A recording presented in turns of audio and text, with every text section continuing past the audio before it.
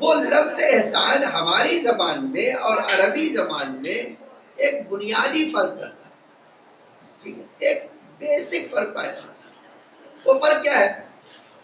ہم جو ہے اپنی اردو زبان میں جو احسان کہتے ہیں وہ احسان کا مطلب دوسرا ہے، اور جو عربی کا ہے وہ دوسرا۔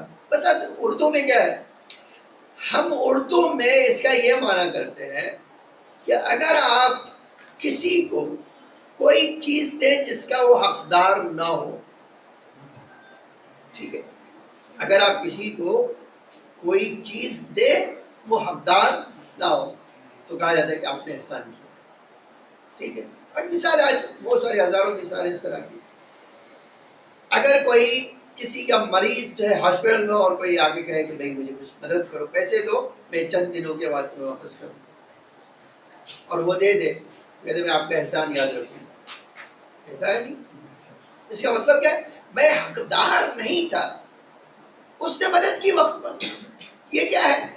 تو وقت پر مدد کیا اور میں حقدار نہیں ہوں، تو ہم کہتے ہیں اپنی زبان میں اس کو احسان کرنا، لیکن عربی میں بالکل اس کے برخلاف مانا۔ عربی میں کہتے ہیں احسان ہر اچھے کام کو۔ اب ایک دیکھیے جب دونوں کا نتیجہ کتنا فرق کرتا ہے۔ اللہ یہ کہتا ہی نہیں ہے کہ اپنے ماں باپ کے ساتھ احسان کرو، کہ تو تمہاری ہمت کیا ہے کہ تم کہو گے اپنے ماں باپ کے ساتھ احسان کرو؟ کیوں؟ اس لیے کہ جو کچھ بھی تم ہو اس کے حقدار ہو، پہلے سے ہے وہ۔ تمہاری ذات اور تمہاری متعلقہ چیزیں جو ہے اس کے حقدار تو وہ ہیں۔ تو کچھ بھی کرو گے تم تو احسان نہیں ہوگا، اچھا عمل ہو سکتا ہے، ٹھیک ہے۔ یہ بات یاد رکھیے، اور یہ بڑی عجیب چیز ہے کہ ہمارا وہاں تصور ہے کہ اگر ماں باپ کی خدمت کوئی بچہ کرتا ہے کہتے ہیں دیکھو بہت نیک بچہ ہے، کوئی نہیں کہتا بڑا احسان کر رہا ہے، احسان کر بھی نہیں سکتا۔ آپ اگر روایتوں میں جائیے تو یہ روایتوں کا ایک جملہ میں دوسری طرف لے جانا چاہتا ہوں آپ کو۔ روایتوں میں ہے کہ رسول اللہ صلی اللہ علیہ وسلم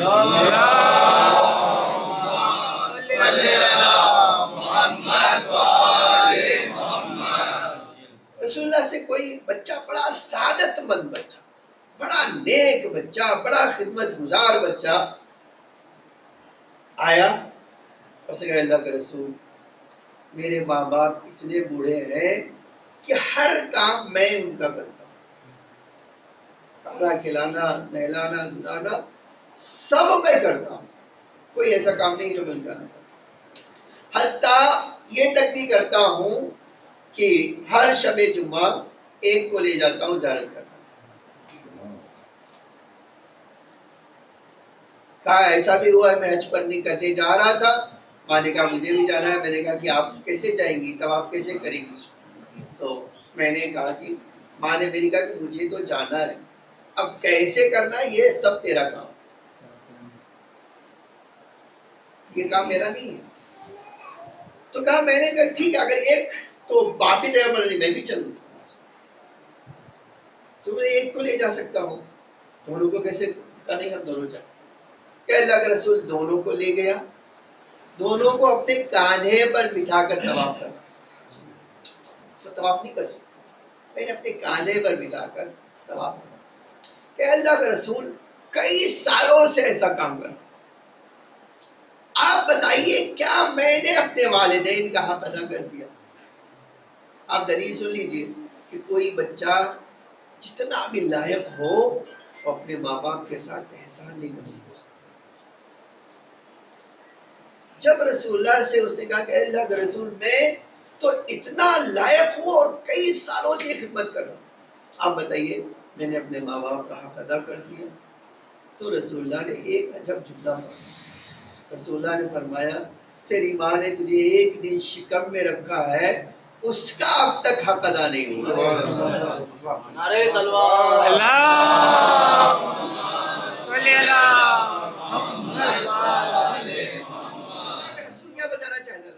اللہ کا رسول بتانا چاہتا تھا کہ تم جتنی بھی نیکیاں کرو گے یہ وہ صلہ نہیں ہو سکتا جو انہوں نے تمہارے لیے سہا. ٹھیک ہے. اس کے بعد میں آنا چاہتا ہوں دوسری طرف. دیکھیے یہ جو آیت میں نے پڑھی تھی کہ اللہ کا فیصلہ یہ ہے کہ اللہ کی صرف عبادت ہو اور ماں باپ کے ساتھ نیکی کرو. ٹھیک ہے. ماں باپ کے ساتھ حسن سلوک کرو. اب میں نہیں جانا چاہتا ہوں, میں نے کہا میں کسی اور طرف لے جانا چاہتا ہوں, ورنہ مثلا یہ جو ہے نیکی کرو تو نیکی کا تصور بہت زیادہ بڑا ہے. بہت سارے مراحل میں نیکی کا تصور پایا جاتا ہے. ٹھیک ہے. مثلا ایک نیکی بات کرنے میں بھی ہے, نیکی بات کرنے میں بھی ہے کہ آپ جب بات کرو تو آپ کا ٹیون کیسا ہو, آپ کا لب و لہجہ کیسا ہو. ایک یہ.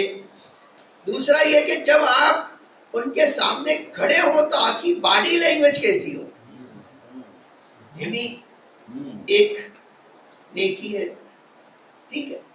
پھر اسی کے مقابل میں قرآن نے خود بتایا ہے کہ اگر وہ ناراض ہو رہے ہو, گالیاں بک رہے ہو تمہیں دیکھ کے, تو تمہارا ایٹیٹیوڈ کیا ہو, تب تم نیکی کیسے کرو گے. ہے نا ایک سوال. آج تو ہم دیکھتے ہیں کہ جب یہ جنریشن گیپ ہوتا ہے کہ ماں باپ بوڑھے ہوئے اور یہ بچہ جوان ہوا, تو اب آج اگر آپ دیکھو تو کتنا فرق آ گیا. 20 سال پہلے کا ایک آدمی اور آج کا 20 سال کا جوان, وہ یہ بڑی آسانی سے کہہ دیتا ہے اپنے ماں باپ سے کہ آپ کو کیا پتا, آپ کے زمانے میں تھوڑی تھا. تو جنریشن گیپ بہت معنی رکھتا ہے, اور جنریشن گیپ کے مطابق ڈھال لینا کوئی آسان کام نہیں ہوتا. ٹھیک ہے. ایک سلوات پڑھی ہے محمد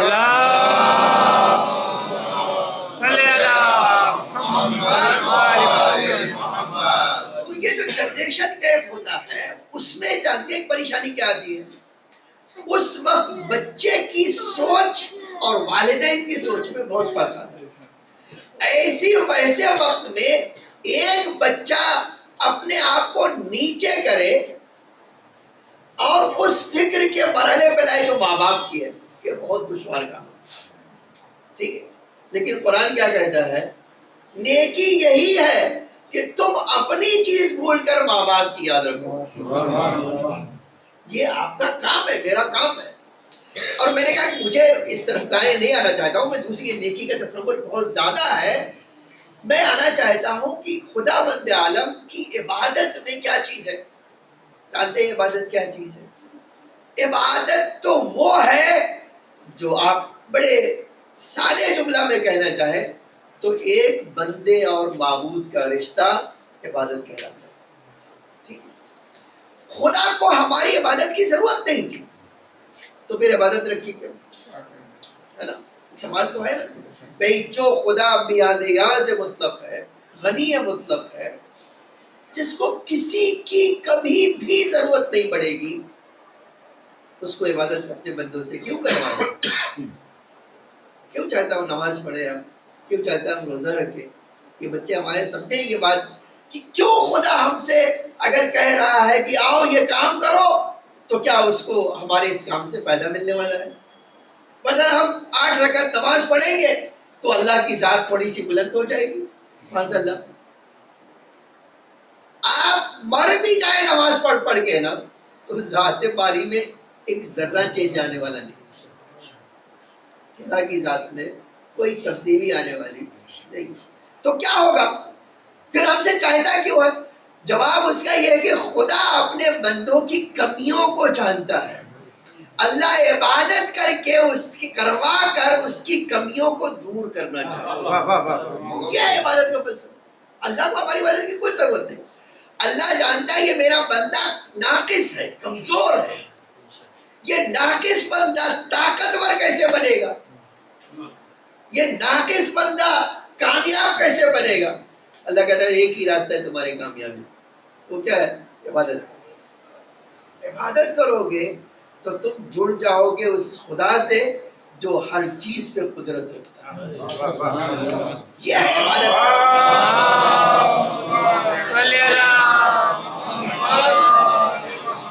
تو عبادت اللہ ہم سے اس لیے کروانا چاہتا ہے کیونکہ ہماری کمیاں دور کرنا چاہتا ہے. اللہ ہماری بھلائی چاہتا ہے, اللہ ہمیں کامیاب بنانا چاہتا ہے. ٹھیک ہے. اب ایک سوال ہے, کسی میں نے کہا آیت سے میں چاہتا ہوں آپ کے سامنے, اللہ کا فیصلہ یہ ہے کہ اللہ کی عبادت ہو, اللہ کے علاوہ کسی کی عبادت نہ ہو. میں نے آپ سے کہا کہ عبادت اس لیے کروانا چاہتا ہے کیونکہ ہمیں وہ کمال تک پہنچانا چاہتا ہے, ہماری کمیوں کو دور کرنا چاہتا ہے. تو اب ایک سوال یہ ہے کہ اے اللہ, تو نے تو کہا کہ صرف میری عبادت ہو اور والدین کے ساتھ نیکی ہو, تو یہ کہنا کیا چاہتا ہے؟ تو جواب شاید یہ آئے گا خدا کا کہ میں نے اپنی عبادت کروائی, اس کے بعد تمہارے والدین کے ساتھ نیکی کروائی, اسی لیے بتانا چاہتا ہوں جس طرح میری عبادت سے تمہیں کمال حاصل ہوگا اسی طرح والدین کی خدمت کر کے تمہیں معراج ملے گا. ایک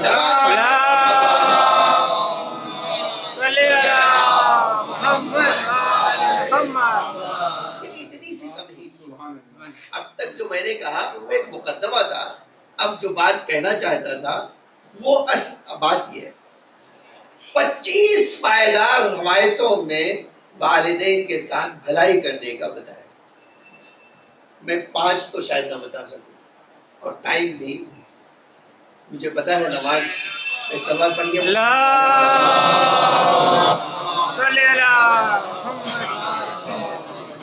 یہ 25 تو میں نے کہا کبھی کئی گھنٹہ مجھے چاہیے بتانے کے لیے, تو کئی گھنٹہ تو پڑھنے والا نہیں ہوں, 20 منٹ ہو گیا مجھے, میکسیمم 25 منٹ اور.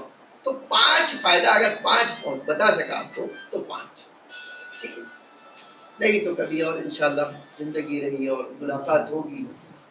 حادثات دیکھیے ملا دیتے ہیں مجھے اور آپ کو, اور دنیا میں اسی طرح ہوتا ہے کہ خدا جب کسی کو ملانا چاہتا ہے تو ایک حادثہ ہوتا ہے, ہم سوچتے ہیں کہ یہ حادثے کے پیچھے کیا راز ہے, لیکن راز خدا سمجھا دیتا ہے. ایک دن امید یہ ہے کہ ایک دن حادثے میں ہمارے امام سے ملاقات ہو جائے, یہ تو ہو سکتا ہے, حادثے ہی تو ملاقات کروا سکتا ہے. تو عزیزان گرامی, اللہ تعالیٰ اس آیت میں کیا کہتا ہے کہ میری عبادت, میرا فیصلہ ہے کہ صرف میری عبادت کرو. میری عبادت کرو گے کمال پاؤ گے. پھر اس کے بعد, عبادت کے بعد جو سب سے زیادہ تمہاری زندگی کو متاثر کرے گی وہ تمہاری والدین کے ساتھ نیکی ہوگی. اب سن لیجیے چند نیکی. پہلی نیکی, آپ عبادت کرنا چاہتے ہیں نا, ہمارا عبادت بہت ساری قسموں میں بتائی, یہ آپ جانتے ہیں. میں چاہتا ہوں تھوڑا ایک اشارہ آپ کی طرف. قرآن دیکھنا عبادت ہے. آج ہمارے پاس روایتوں میں ہے, یہ جان لیجیے, اگر آپ پڑھنا نہیں جانتے ہیں, خدا نخواستہ میں یہ تو کہوں گا ہی نہیں کہ آپ نہیں جانے, مسلمانوں کے کیسے ہو سکتا ہے کہ قرآن پڑھنے نہ جائیں, ٹھیک ہے. تو اگر قرآن نہیں پڑھنا جانتے تو آج حدیثوں میں کیا ہے, قرآن کھولو اور دیکھو, خالی دیکھو, طاق کی زینت نہ بناؤ, اپنی زندگی کی زینت بناؤ. اب خالی دیکھنا, خالی قرآن کھولیے اور دیکھنا, یہ کیا ہے؟ پھر اگر آپ چاہتے ہیں آپ کی آنکھوں کا نور بڑھے تو ہمارے پاس روایتوں میں قرآن, آپ کہتے ہو آنکھ کمزور ہے, قرآن پڑھو, آپ کی آنکھوں کا نور بڑھ جائے, ٹھیک ہے. اسی طرح بہت ساری چیزوں کو, خالی کعبے کو دیکھنا. آپ جائیے, آپ جاتے ہیں مسجد میں, آپ جائیں گے تو ہمارے وہاں مستحب کیا ہے, 2 رکعت نماز پڑھو, جتنی بار جاؤ 2 رکعت نماز پڑھو, کوئی بدل لگے. یہ سلامی مسجد ہے. یہ مسجد کو سلام کرنے کا طریقہ کیا ہے, آپ 2 رکعت جیسے ہی داخل ہوئیے 2 رکعت نماز پڑھو, ٹھیک ہے. کعبے کے لیے کیا ہے, کعبے کے لیے نہیں, عجیب بات ہے یہ. آپ کعبہ تو سب سے بڑی ہمارے وہاں مسجد کہیں گے نا ہم, لیکن عجب یہ ہے کہ ہمارے وہاں مستحبات کعبہ یہ نہیں ہے کہ آپ کعبے میں جائیے 2 رکعت نماز پڑھیں. تو کیا کیجیے, کعبے میں جا کر بیٹھیے, دیکھیے اس کو. یہ دیکھنا عبادت ہے, ٹھیک ہے. تو ایک قرآن کو دیکھنا عبادت ہے, دوسرا کعبے کو دیکھنا عبادت ہے. ہمارے پاس یہ بھی ہے کہ مولا حسین کے روزے کو دیکھنا.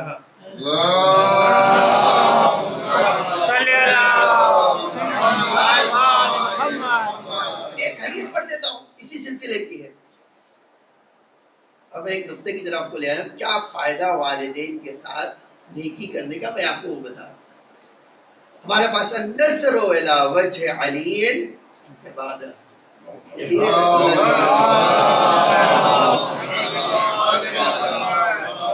رسول اللہ نے کہ اگر کوئی آدمی علی کے چہرے کی طرف دیکھے تو وہ عبادت ہے.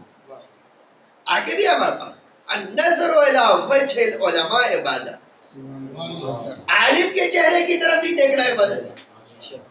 اس سے بڑھ کر جو میں لانا چاہتا تھا، آپ دیکھیں کتنی خالی دیکھنا نہیں. ابھی آپ تک کتنی میں نے آپ کو مثال دی کہ قرآن دیکھنا عبادت ہے. پڑھنے کی بات نہیں کر رہا ہوں، دیکھنے کی بات. کعبہ دیکھنا عبادت ہے، ٹھیک ہے. پھر میں نے کہا کہ آپ روزے کی طرف دیکھنا عبادت ہے، علی علیہ السلام کے چہرے کی طرف دیکھنا عبادت ہے، علماء کی چہرے کی طرف دیکھنا عبادت ہے. اللہ کے رسول نے ایک بڑا جب جملہ کہا، اب یہ حدیث سن لیجیے، النظر الی وجہ والدیہ حبا لہما. اگر کوئی بچہ محبت بھری نظر اپنے والدین پہ ڈالے تو یہ بھی عبادت ہے.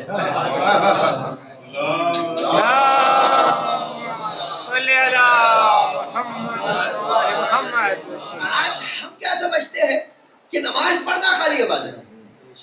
اچھا ثواب سنیں گے تو آپ تعجب کریں گے، ثواب کیا؟ اللہ کے رسول نے بتایا کہ فرمایا کہ جب اس سے پوچھا کہ اللہ کے رسول نے کہا تمہیں پتا ہے کہ تم بچے جو ہے جوان ہو گئے ہو، تم جا کے اپنے ماں باپ کو خالی محبت بھری نظروں سے دیکھو، یہ عبادت ہے. تو اس سے اللہ کے رسول کتنا ثواب. دیکھیے بزنس مین تو یہی ہوتا ہے نا، کتنا پرسنٹ فائدہ ہوگا یہ بھی بتا دیجیے. جیسے ہی یہ جملہ کہا تو اللہ کے رسول نے فرمایا کہ ایک بار نظر ڈالو گے ایک عمرے کا ثواب. تو اس نے کہا کہ اللہ کے رسول تو بہت زیادہ آپ بتا رہے ہیں، ایک عمرہ ایک بار میں نے خالی والدین کو دیکھا محبت سے، ایک عمرے کا ثواب. فرمایا کہ اچھا خالی پورے دن میں ایک بار دیکھنے سے ایک عمرہ ملے گا، کیا میں کئی بار دیکھ لوں تو؟ لیکن چالاک آدمی اب تو یہی ہے، اس کو راستہ مل گیا کہ بھئی ایک عمرہ کا ثواب، اگر ایک عمرہ 6-7 گھنٹے کم سے کم لگیں گے کرنے میں، وہ بھی بڑی مشقت سے، ٹھیک ہے، اور وہ ایک نظر میں حاصل کر سکتا ہے ثواب. تو اس نے کہا اللہ کے رسول اگر ایک بار کروں تو ایک عمرہ، 2 بار دیکھوں کہا 2 عمرہ. کہا اللہ کا رسول 3 بار کروں، 3 بار 3 عمرہ. اللہ کا رسول میں دن بھر دیکھتا رہوں تو؟ فرمایا کہ اللہ کی رحمت اس سے بڑی ہے جتنا تو سوچ رہا ہے.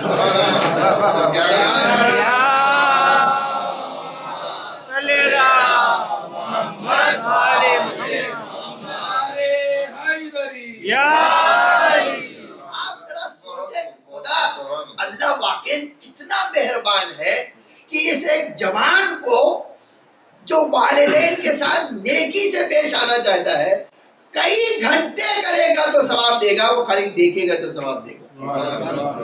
یہ کتنی عجیب بات ہے. اور میں نے آپ سے پہلے اسی لیے کہا عبادت اس لیے تاکہ آپ کی اور میری کمیوں کو پورا کرے. ایک فائدہ یہ، ایک دوسرا فائدہ جو ہم سب کے لیے بہت اہم ہے، جانتے ہو کیا ہے؟ ہم گنہگار ہیں، اور الہ ماشاءاللہ اتنے بڑے گنہگار ہیں نا کہ اگر ہمیں خالی اللہ ہمارے اعمال کے حوالے چھوڑ دے تو ہم برباد ہو جائیں. یہ واقعی اللہ کی مہربانی ہے کہ وہ اللہ کیا کرتا ہے، ہمارے گناہوں پہ نظر نہیں ڈالتا اور ہمیشہ طرح طرح سے ہمارے گناہوں کو دھلتا رہتا ہے. اب میں ایک جو حدیث آپ کے سامنے پیش کرنا چاہتا ہوں، جب روایت میں جملہ ہے، ایک بچہ آیا تو صلی اللہ کے رسول سے کہا کہ اللہ کے رسول میں وہ آدمی ہوں جس نے کوئی ایسا گناہ نہیں ہے جو نہ کیا، کوئی ایسا گناہ نہیں ہے جس کو میں نے نہیں کیا، اب مجھے توبہ ملے گی. آج میں اور اب میں سوچتا ہوں کہ اگر میرے پاس آ جائے نا کوئی اس طرح کا لڑکا کہ اب صاحب بہت گناہ کیا ہے، کوئی گناہ چھوڑا نہیں ہے، اور اب راستہ بتائے کہ بھاگ جائے ایسے، بھائی مجھے ڈر لگتا ہے تیری وجہ سے مجھ پر کیوں نازل حاصل ہو جائے، ہے نا. لیکن جو رحمت للعالمین ہے وہ کیسے اس کو اپنے در سے محروم کر سکتا ہے. تو اللہ کے رسول نے کہا کیا گناہ کیا؟ کہا اللہ کے رسول جو گناہ کا آپ تصور بتائیں گے وہ میں نے کیا. جھوٹ بولا ہے، مارنا وہ مارا ہے، قذف کرنا وہ کیا ہے، پورے سے برا عمل جو آپ تصور کر سکتے ہیں سب میں نے کیا. اب بتائیے مجھے کہ میں کیا کروں کہ اللہ میرے گناہوں کو دھل دے. جانتے رسول اللہ نے کیا فرمایا؟ فرمایا تمہارے ماں باپ میں سے کوئی زندہ ہے؟ آپ کبھی سوچتے ہیں کہ نہیں یہ کتنا عجب مرتبہ اللہ کا رسول بتا رہا ہے کہ تمہارے ماں باپ میں سے کوئی زندہ ہے؟ اس نے کہا اللہ کے رسول میرا باپ زندہ ہے. فرمایا جاؤ اس کے ساتھ نیکی کرو، جاؤ اس کے ساتھ نیکی کرو. اس نے اللہ کے رسول خالی ماں باپ کے ساتھ باپ کے ساتھ نیکی کرنے سے میرا گناہ معاف ہو جائیں گے؟ کہا میں کہہ رہا ہوں جاؤ اپنے باپ کے ساتھ نیکی کرو، تمہارے گناہ اللہ معاف کر دے گا. جب وہ جا رہا تھا نا، جب جا رہا تھا اس نے اچھا ٹھیک ہے اللہ کا رسول آپ نے بہت اچھا راستہ بتا دیا کہ میں اپنے گناہوں کا چاہتا ہوں دھل جائے تو میں اپنے والد کے ساتھ نیکی کروں. عجب جملہ فرمایا اللہ کے رسول نے فرمایا کاش اس کی ماں زندہ ہوتی، کاش اس کی ماں زندہ ہوتی تو یہ جو ہے کیا ہو جاتا تھا، بڑی جلدی اللہ سے گناہ کو معاف کر دیتا. میں ایک جملہ کہہ کے آپ کا ذہن میں پہنچانا چاہتا ہوں. قرآن میں رسول اللہ کی ایک شان بتائیے، ایک سلوات پڑھیے محمد صلی اللہ. رسول اللہ کی ایک شان قرآن میں بتائی وَلَوْ أَنَّهُمْ إِذْ ظَلَمُوا أَنفُسَهُمْ جاؤک، اے میرے حبیب یہ میرے آپ اپنی امتیوں کو یہ پیغام دے دیجیے. اپنی سورہ توبہ میں آپ دیکھیے اے میرے حبیب اپنے امت کے لوگوں کو پیغام دے دیجیے جو گنہگار ہیں اور چاہتے ہیں کہ ان کا گناہ اللہ معاف کر دے.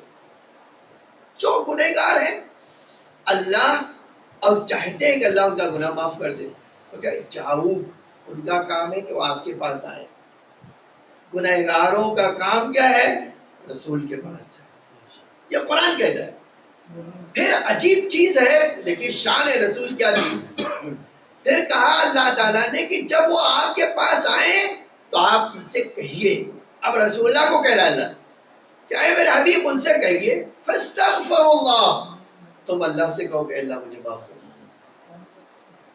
پھر یہی تمہاری طاقت نہیں کہ اپنے گناہ اکیلے معاف کروا سکتے. واستغفر لهم الرسول، اور اے حبیب آپ بھی اس آدمی کے لیے معافی مانگ لیجیے. دیکھیے قرآن کیا کہہ رہا ہے کہ جو گنہگار معافی مانگنا چاہتا ہے اس کا کام ہے کہ آپ کے پاس آئے، خود بھی معافی مانگے اور آپ بھی اس کے لیے ہاتھ اٹھا کر کہیں. ٹھیک ہے. اللہ اس کے بعد نتیجے کا اعلان کرتا ہے. اس کے بعد کہتا ہے اللہ ان اللہ، اگر آپ نے اس کے لیے معافی پائے لوجد اللہ توابا رحیما، تو اللہ کیا کرے گا؟ اس بندے کو معاف بھی کرے گا اور اس پر رحمت بھی نازل کرے گا.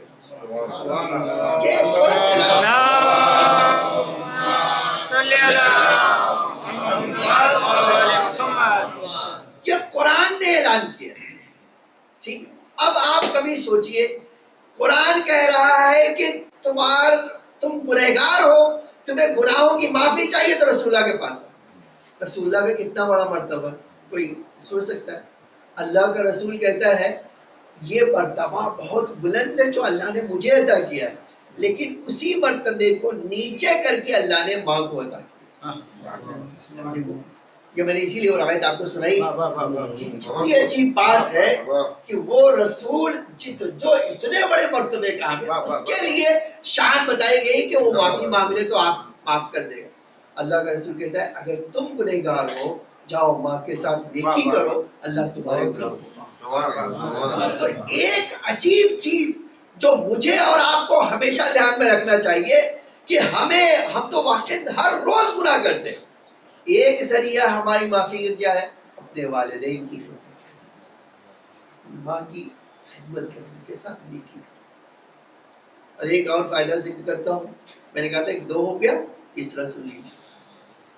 ہمارے وہاں قرآن میں بھی ہے, اللہ کے رسول کی حدیث میں بھی ہے, فوق کل بر برون, ہر نیکی سے بڑھ کر ایک نیکی. آپ جان لیجیے, ہر نیکی سے بڑھ کر ایک نیکی ہے. ٹھیک ہے, آج ابھی مثال کے طور پہ آپ کہیں گے کہ آپ صدقہ دینا نیکی, ہاں بالکل نیکی ہے.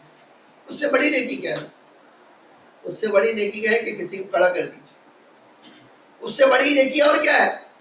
اس سے بڑی نیکی اور بھی ہے. تو خود یہ حدیث کا جملہ ہے, ہر نیکی سے بڑھ کر ایک نیکی ہے. حتی یقتل فی سبیل اللہ, یہاں تک کہ انسان اللہ کی راہ میں اپنی جان دے دے. اس سے بڑھ کر کوئی اب نیکی نہیں, شہادت سے بڑھ کر کوئی نیکی نہیں ہے. اسی لیے ایک حدیثوں میں آپ یہ جملہ آپ پڑھ سکتے ہیں کہ اتنی بڑی یہ نیکی ہے اللہ کے راہ میں شہادت دینا, کہ حدیث کہتی ایک قطرہ خون زمین پہ بعد میں گرتا ہے, اللہ پہلے اس کو معاف کرتا ہے. اتنا خود. لیکن یہی نیکی کس حد تک, آپ جہاد قرآن اٹھا کے دیکھیے, جہاد کتنی بار جہاد کیا ہے اس نے, قرآن آپ دیکھ لے سکتے. اسی میں رسول اللہ کے سامنے ایک لڑکا گیا, جوان لڑکا تھا, اسے کہا اللہ کا رسول جہاد کا بہت شوق ہے اور آپ جنگ پہ جا رہے ہیں, مجھے بھی لے چلنا, میں جنگ کرنا چاہتا ہوں, میں اللہ کی راہ میں جہاد کرنا چاہتا ہوں, میں اللہ کی راہ میں قربانی دینا چاہتا ہوں, اللہ کے رسول مجھے لے چلیے. اب آپ اچھا رسول اللہ روکیں گے؟ باقاعدہ اعلان ہوتا تھا مدینے میں کہ بھائی اللہ کا رسول جہاد پہ جا رہا ہے, چلو جو جوان ہے آئے جہاد کرنے کے لیے. ٹھیک, کون سی جگہ جو ہمارے مولانا نے کی ہو, جبکہ مولا تو بہت جوان تھے جب سے جہاد میں شریک ہوئے. اور یہی آپ سوچ سکتے ہیں, اچھا جب رسول اللہ نے شادی کر دی بیٹی کی تو داماد کو جہاد میں لے جانا, تو اور ہر جنگ میں جا رہے تو ڈر نہیں لگ رہا کہ بھائی شہید ہو جائے گی. لیکن آپ دیکھو, چونکہ سوچ ایسی تھی کہ سب سے بہتر راستہ کیا ہے, انسان کو نیکی کرنا کہ اللہ کی راہ میں اپنے آپ کو قربان. جب وہ آیا اس سے کہا اللہ کے رسول جوان ہوں, شوق بھی بہت, ڈر نہیں ہے کہ جہاد سے بھاگ جاؤ, شوق ہے جہاد کا. اے اللہ کے رسول مجھے لے چلیں. تو فرمایا کہ رکاوٹ کیا چیز ہے, اسلحہ ہے کہاں ہے؟ اللہ کے رسول اسلحہ بھی ہے. پیسے ہیں راستے کے لیے کہاں, وہ بھی ہے. جانے کے لیے کوئی اور رکاوٹ کہاں؟ اللہ کے رسول کوئی رکاوٹ نہیں سوائے ایک کہ ایک بوڑھی ماں ہے. ایک بوڑھی ماں ہے. جب آیا آپ کے پاس کہ مجھے رسول اللہ جہاد پہ جا رہا ہے, مجھے جہاد پہ جانا ہے, وہ کہتی ہے نہیں تمہیں جہاد پہ نہیں جانا. اے اللہ کے رسول آپ سفارش کیجئے میری کہ اللہ آپ میری سفارش کر دیجئے میری ماں سے کہ نہیں جانے دو. تو پوچھا اللہ کے رسول نے کہ تم اپنے ماں باپ کی اکلوتی اولاد ہو؟ اس نے کہا میں اپنی ماں کا اکیلا بیٹا, میں جیسے ہی کہتا ہوں جہاد پہ جانا ہے وہ کہتی ہے نہیں میری طرف سے اجازت نہیں. اے اللہ کے رسول اب بتائیے میں جہاد پہ جاؤں یا پھر ماں کے پاس رہوں؟ جانتے کیا کہا ہے؟ عجب جملہ ہے. میں واقعی سوچتا ہوں کہ اللہ نے کیا نیکی کا ذریعہ ایک بندے مومن کے لیے فراہم کیا ہے, میری اور آپ کی سوچ سے بھی بڑھ کر. آپ دیکھیے رسول اللہ نے فرمایا, جانتے ہیں کیا فرمایا؟ جاؤ اس ماں کے پاس رہو, ایک دن اس کے پاس رہنا تمہارا بیٹھنا جس سے اس کا دل بہلا رہے, پورے سال کے جہاد سے بہتر.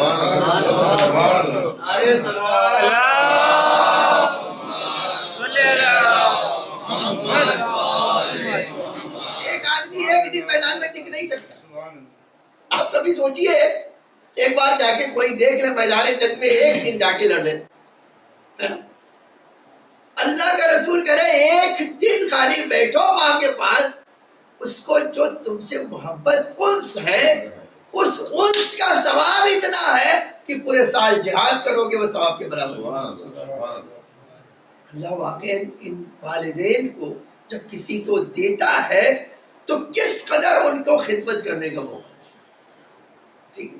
اور ایک آخری سنایا اور میں نے سمیٹ لیا اپنی بات کو. عجب جملہ ہے. آج کون سا آدمی ہے جو نہیں چاہتا کہ میری دعا قبول ہے؟ آپ چاہتے کہ نہیں چاہتے؟ کوئی ایسا آدمی نہیں ہے جو یہ نہ چاہتا ہو کہ میری دعا قبول نہ ہو. ہر آدمی چاہتا ہے کہ میری دعا قبول ہو. اچھا انسان کی ویلو بھی کیا ہے؟ انسان کی ویلو ہے اس کی دعا ہے. آج میری اور آپ کی عبادت کی ساری ویلو ہماری دعا ہے. ٹھیک ہے. اسی لیے امام فرماتے ہیں دعا کرنا سیکھ لینا. ٹھیک ہے. اب جب دعا کی بات آتی ہے کہ ہر انسان دعا قبول کروانا چاہتا ہے نا. اور ہمارے وہاں ایک بہت اچھی سنت ہے، جانتے ہیں کیا؟ بہت خوبصورت سنت ہے. کیا امام ہمارا فرماتے ہیں اگر صدقہ کسی فقیر کے ہاتھ پہ دو کہنا دعا کرو. نہیں ہم لوگ کہتے نہیں. اگر آپ ہمارے پاس روایتوں میں بھی امام سجاد سے بڑھ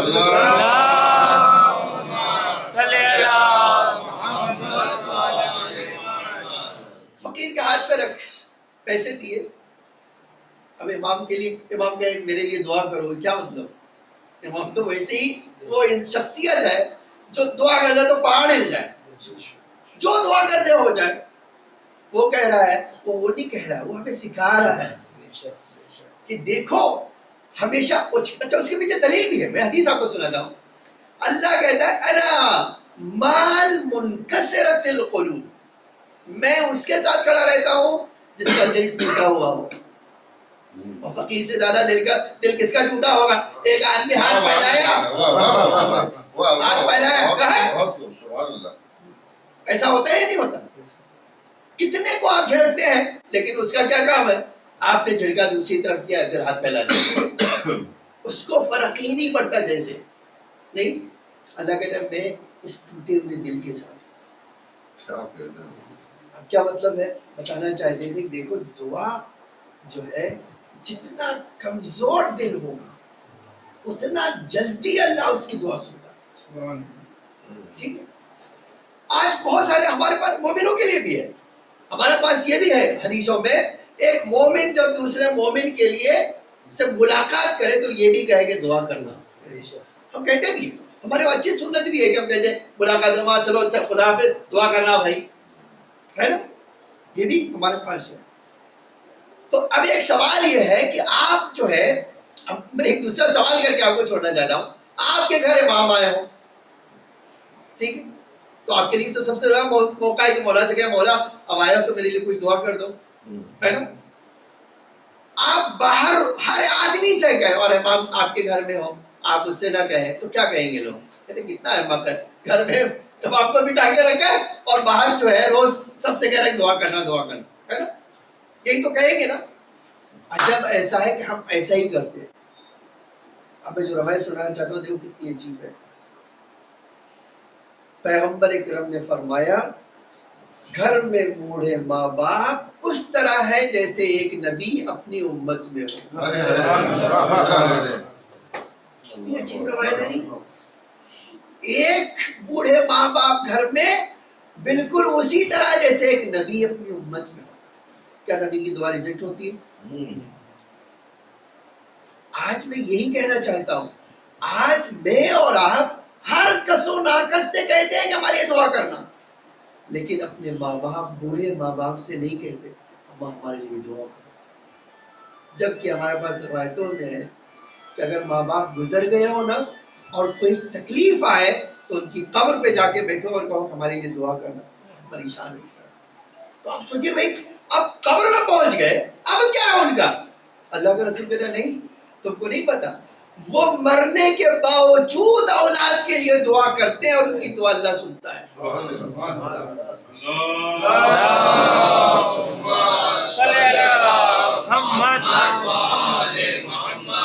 یہ چند فائدے آپ کو گنوائے. میں نے کہا 25 فائدہ حدیثوں میں بتایا. 25 فائدہ کس بات کے لیے؟ خالی ماں باپ کے ساتھ نیکی کرنا. اسی لیے ایک جملہ کہہ کے سمیٹ لیتا ہوں. دیکھیے والدین ایک ایسی نعمت ہے جو اللہ کی عبادت کے بعد اس سے بڑھ کر کوئی نعمت نہیں انسان. اور یہ نعمت کو اگر آپ دیکھنا چاہتے تو میرے لیے نہیں، آپ کے لیے نہیں، اماموں کے لیے بھی یہ نعمت تھی. کبھی آپ سوچے ہمارے مولا حسین کس حد تک بلند تھے، نہیں؟ لیکن ہمیشہ ماں کے لیے تڑپتے رہے. میں جب یہ روایت کا جملہ پڑھتا ہوں، اور یہ روایت میں ہمارے پاس ایک دو جگہ نہیں، بار بار امام حسین اور جناب زہرا کا ذکر بار بار ہوتا ہے. جانتے ہیں اس کے پیچھے راز کیا ہے؟ اس کے پیچھے یہ راز، بی بی جا رہی تھی اس دنیا سے تو وصیت کیا کہ علی میرا بیٹا رات کو پانی پیتا ہے، میرا حسین پانی پیتا ہے، علی میں ہمیشہ اس کے سرہانے پانی رکھ دیتی ہوں تاکہ جیسے ہی میرے لال کو پانی کی ضرورت ہو میں اس کو پانی دے دوں. علی اگر کبھی وہ میرا بچہ پانی مانگے تو اس پہ ناراض نہ ہوئیے گا. عزیزان گرامی، میں اس بات کو آپ کو لیا ہے اس منزل تک، ایک ماں کی ایصال ثواب کی وجہ سے. ماں جب اس دنیا سے جاتی ہے تو ایک عظیم نعمت اپنے ساتھ لے کر جاتی ہے کہ اس کی دعائیں بھی اس کے ساتھ چلی جاتی ہے. لیکن عزیزان گرامی، ہم حسین کی ماں کو جب دیکھتے ہیں تو کہتے ہیں، بی بی کہتی ہے میں تو سب کے لیے دعا کرتی ہوں، خاص طور سے جو میرے حسین پر گریا کرتا ہے اس کے لیے دعا کرتی ہوں. عزیزان گرامی، آپ سوچیں میں جو منزل آپ کے سامنے پیش کر کے مسائل کے مجلس ختم کرتا ہوں، آپ اندازہ کریں. روایتوں میں جملہ ملتا ہے کہ امام حسن کبھی کبھی ایسا کرتے تھے کہ راستے چلتے چلتے اچانک کھڑے ہو جاتے تھے اور اپنا چہرہ دیوار کی طرف کر لیتے تھے. کسی نے پوچھا مولا اچانک چلتے چلتے یہ کیا ہو جاتا ہے آپ کو، کیا آپ دیوار کی طرف منہ کر لیتے ہیں؟ فرمایا میری ماں کا دشمن ہوتا ہے، میں اس کا چہرہ دیکھنا نہیں چاہتا. پوچھا مولا کیا بات ہے؟ پر میں اس کو چہرہ دیکھتا ہوں تو مجھے منظر یاد آتا ہے، میری ماں ہاتھ میں تحریریں لیے ہوئے تھی پیغمبر کی، اور اس ظالم نے میری ماں کے ہاتھ سے تحریر چھینی، اور تحریر نہیں چھینی، ارے اس تحریر کا ٹکڑے ٹکڑے کر دیا. اب میری ماں گھر تو آئی لیکن ہائے وہ مصیبت لے کر آئی کہ اس کے بعد بی بی اٹھ نہ سکی. ارباب اعظم، بی بی نے کتنی مصیبتیں برداشت کی ہے میں اس کو تو بیان نہیں کر سکتا. ہاں تاریخ نے لکھا ہے وہ رات جس دن بی بی کو اس دنیا سے جانا تھا، تاریخ کہتی ہے بی بی نے ایک وقت میں کئی کام کرنا شروع کیا. گھر کی صفائی بھی کر رہی ہے، کھانا بھی پکا رہی ہے، بچوں کو نہلا بھی رہی ہے. مولا گھر میں آئے تو عجب روایت کا جملہ ہے، دیکھا بی بی کام کر رہی ہے، بی بی کو دیکھ کر فرمایا اے زہرا آج آپ کی طبیعت کچھ ٹھیک لگتی ہے مجھے. فرمایا میری طبیعت ٹھیک نہیں ہے علی، میں اس دنیا سے جانے والی ہوں. ارے میں چاہتی ہوں میں اپنے بچوں کے کام کر دوں تاکہ میرے بعد میرے بچوں کے کام ارے ادھورے نہ رہ جائے. ارباب اعظم، اس کے بعد بی بی نے وصیت کی، وصیت مکمل ہو گئی. ایک جملہ اسماء کو بلا کے کہا اسماء دیکھو میں جا رہی ہوں اجرے میں، اللہ تسبیح کروں گی، تکبیر کروں گی، تحلیل کروں گی، لیکن یاد رکھنا جب میری آواز بند ہو جائے، میری تکبیر کی آواز نہ آئے، میری تحلیل کی آواز نہ آئے تو پہلے مجھے آواز دینا پھر میرے حجرے میں آنا. لیکن ایک بات کا ضرور دھیان رکھنا، اگر میرے بچے آئے تو پہلے دسترخوان بچھانا، انہیں کھانا کھلانا، پھر میرے مرنے کی خبر دینا. اور باپ اعظم مجھے نہیں پتا کتنا وقت گزرا ہوگا، لیکن ہاں روایت کہتی ہے کہ ایک بار امام حسن اور امام حسین گھر میں آئے، اسماء کو مخاطب کیا اسماء ہماری ماں کہاں ہے؟ اسماء دوڑ کر گئی، دسترخوان بچھایا، کہا بچوں آؤ پہلے کھانا کھا لو. تاریخ نے عجب جملہ لکھا، امام حسن امام حسین کبھی اسماء کو دیکھتے تھے کبھی بھائی کو دیکھتے تھے. پوچھا اسماء نے بچوں کیا دیکھ رہے ہو؟ کہا اسماء تمہیں ہمارے حق کی قسم بتاؤ کیا کبھی ہم نے ماں کے بغیر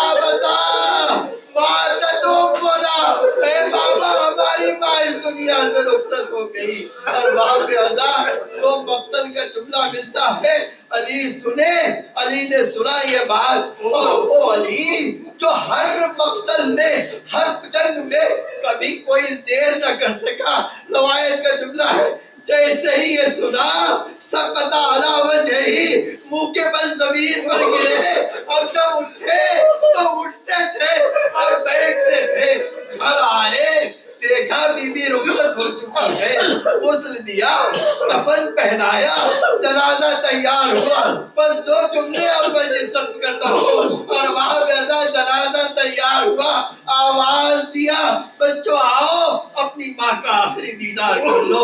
امام حسن گئے ماں کے پاس، ماں سے رخصت ہوئے، شہزادیاں چھوٹی چھوٹی ہی صحیح اپنی ماں کے پاس دوڑ کر گئی، اماں ہمیں اپنے کلیجے سے لگا لو، لیکن تاریخ کہتی ہے امام حسین ایک کنارے کھڑے ہوئے روتے رہے۔ ایک مرتبہ امام نے مخاطب کیا، بیٹا حسین کیا تم اپنی ماں سے رخصت نہ ہوگے؟